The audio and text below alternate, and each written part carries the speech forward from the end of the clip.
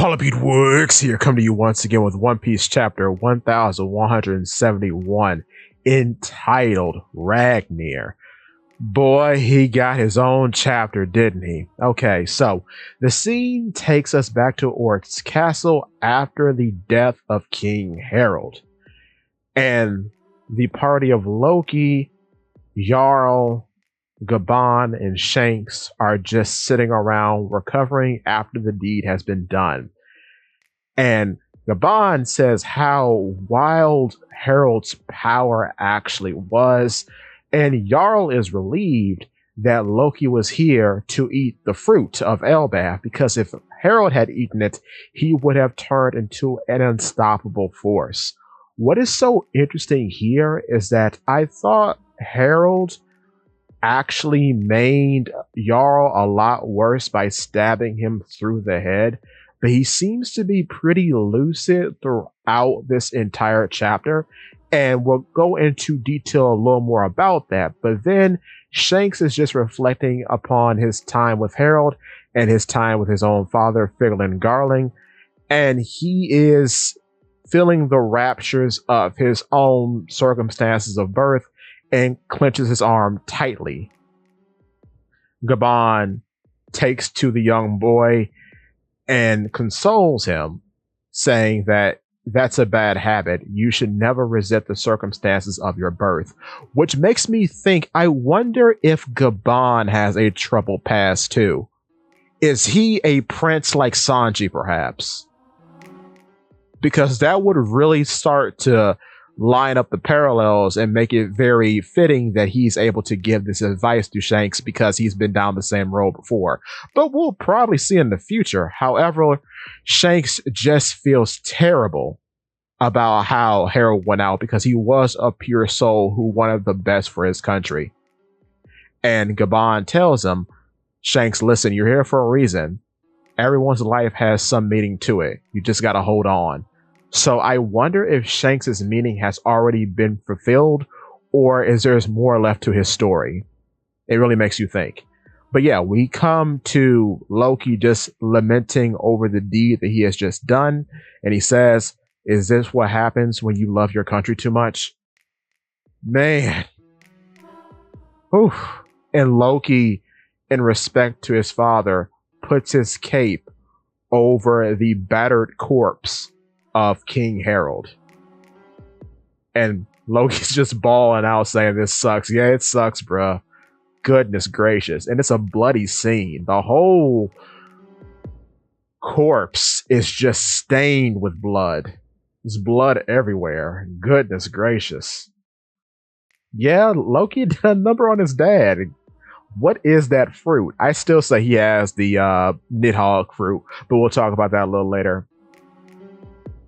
But cut back to Mary Joie, we have Emu talking, and they say, he was a rare ancient giant, enhanced with even more power and an undying body. Those traits made him a true monster, and yet he was still killed. Who could have? Is something unforeseen lurking on Elbaf? And then the five elders go on to say we should have the abyss pentagram carved by Harold inspected. Emu hand waves that away and just says it will result in the death of another knight.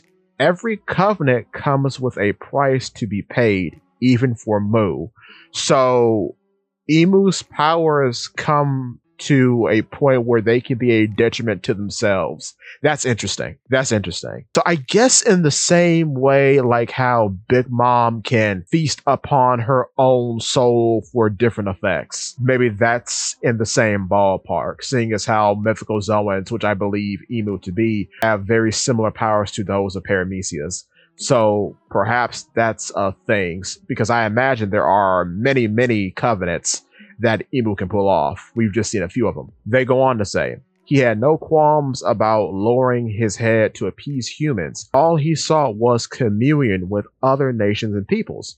Harold was a total aberration, and yet he was born with the blood of those savage, battle-loving giants. Had we admitted him into the government flippantly, his very presence might have destroyed it from within. Elbaf should never have known a king of his disposition. forging a covenant with a cooperative ancient giant like him was an unprecedented opportunity. This disappointing outcome proves that history does not lie. We were always going to be incompatible. Never forget, Elbaf is of the D. So, with Emu saying that, I made a video a while ago. I had said Ida, with her being from the South Blue, like Jaguar D Saw, that they could be related and Ida could be a D. That could still be true, but now it seems that Harold himself could be of the D clan. So either way, Hadrudin is a D, but that also means now Loki is possibly a D, which is very interesting and presents some very interesting connotations in the future if he does join the Straw Hats, which it's looking more and more likely that he will each chapter, if you ask me. So back at Orr's castle, Jarl is talking to Loki, and Loki has made up his mind that he's going to go against the world government. Jarl warns him about this, but Loki also tells everyone there not to tell anybody of what has happened here this day in a means to hold up the ideals of King Harold. And he knows that he too cannot become king because he can't do what his father did. And I think that's very honorable. But then flashing back to the present, he elaborates on this, telling Hadrudin, his older brother, that once he and his crew return back to the island, everybody was already calling Loki the patricide, and he made no effort to correct them because a correction would begin to undo all the goodwill his father did for Elbaf. This is met with a pause by Hadrudin, but then Gaban bolsters Loki's claims in saying that Loki's telling the truth. And Loki hated that he had to retell this entire story. But then that's when Hadrudin's wheels start turning and he says, oh, that's why Jarl was always against your execution, because you all were keeping the secret. And Hadrudin understands why they kept the secret and comes to the realization that yes, the world government had been the enemy this entire time. But he wonders what exactly did they do to their father, which is a weird thing to say because I guess Hadrudin doesn't know the ins and outs of the Covenant or doesn't understand what the powers of Emu actually are, which we don't know what they are right now either. But that's when Gaban chimes in and says, indeed, and now they've sent more knights to Elbaf, somewhat deep ties to Harold. Even Loki doesn't know all the details about Harold's dealing with the Holy Land. But that's when he offers to elaborate further, but the new giant warrior pirates don't need a reason to, and they go off to defend their country. But Hadrudin, seeing that Loki was not at fault, frees him from his sea stone shackles, and he apologized and says, as brothers, they should stand together to defend Elbaf. Loki here is very interesting because he contemplates his strength after being free from sea stone shackles. And I think this is the first time we see a Dofri user contemplate their strength after being free from such shackles. However, we see that Luffy is very happy for him, but this happiness is interrupted by a giant roar as a huge creature falls from above into the underworld. This is a Draugr, and Chopper informs us that this is one of the monsters rampaging up top, and apparently the Draugr has been affected by the Covenant, as we see from a few chapters back that a lot of the nightmare creatures were affected by Emu's Covenant along with the giants. I'm not sure if the Draugr was in the shot, but things like the Draugr were affected. Elsewhere, the new giant warrior pirates are taking the lift up. Hadrudin says that even though we've settled things here, that doesn't excuse the other things you have done. Loki tells him to shut up. But then that's when Hadrudin says, that is a Draugr. I didn't think they existed, which makes a lot of sense because all the nightmare creatures are not real. So that bolsters the claims for Loki being a Nidhogg because, again, all the mythical Zoans that we've seen throughout the series don't have real-world equivalents.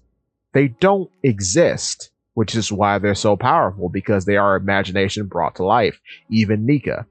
But that's when Loki says this will be a good warm-up. Go on ahead, I'll just jump. A lot of people are saying this is also translated to mean fly. I guess we'll see more translations in the future. But either way, I do think this is a hint to him having the ability to actually fly, or at least jump really high via the aid of wings if he can't attain actual flight, which I think he probably can. But anyway, the new giant warrior pirates hit up the lift and they are apologizing for calling Loki a king-slaying piece of crap. And that's where Loki is elated to have all of his strength back, as he says it's freeing. That's when Gabon asks Chopper to allow him to head on up to check on his son, and Sanji obliges, carrying Gabon and Chopper up.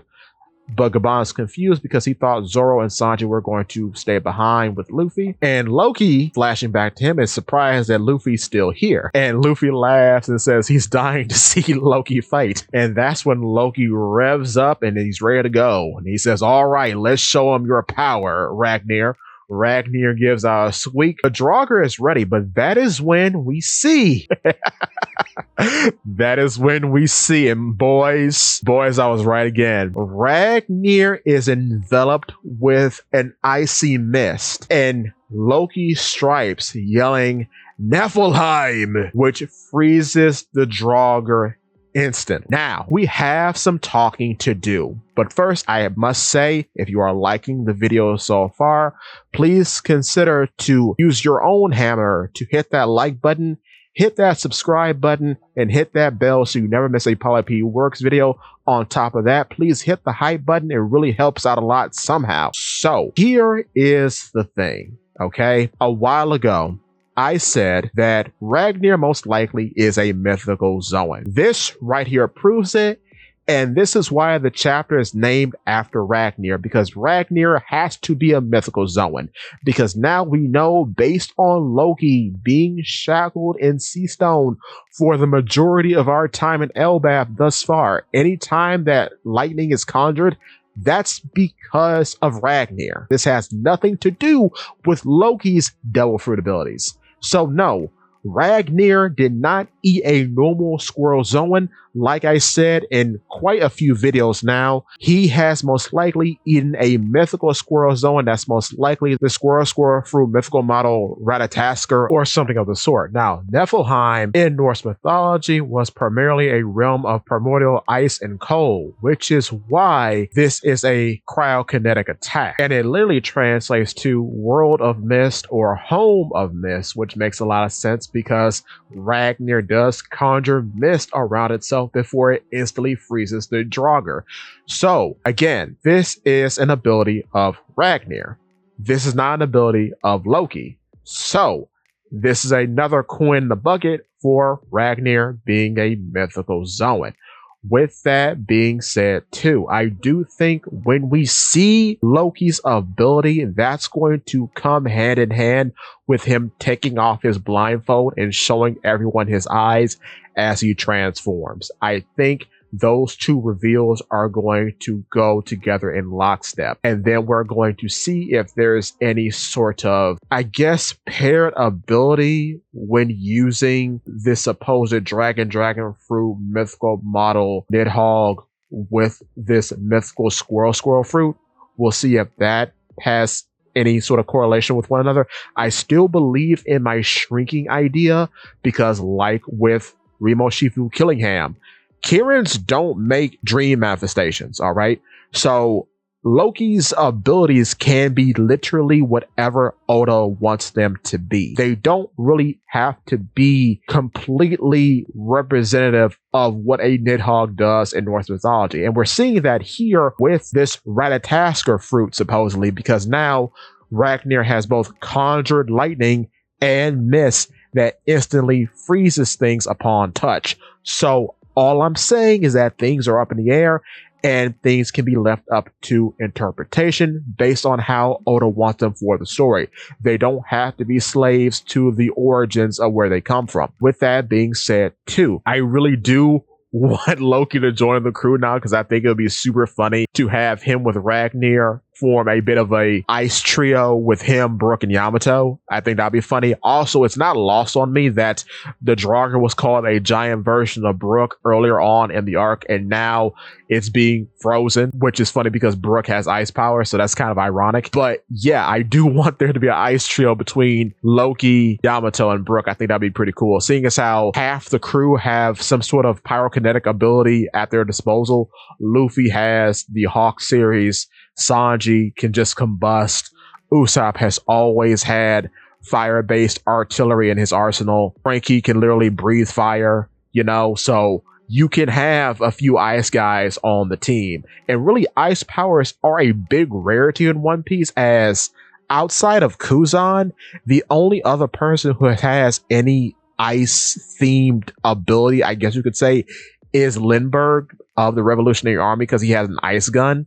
But other than that, yeah, Ragnir, Yamato, and Brook are the only ones outside of Kuzan who have ice powers. So yes, ice powers are rare, and they don't seem to be just occurring abilities that creatures have, because we've seen that creatures can just breathe fire in One Piece, thanks to the physiology of dragons. And if you equip a creature with a flame dial, you can make it appear as if it's breathing fire. So I mean, fire has been abundant throughout the series, so it's nice to see that we're getting a few ice powers other than Kuzan. But with that being said, there is a break next week, so that sucks. I believe Oda is taking his break, so in the meantime, I will provide you with a ton of One Piece content, as I always do. Give me your thoughts and tell your friends about Polypede. What?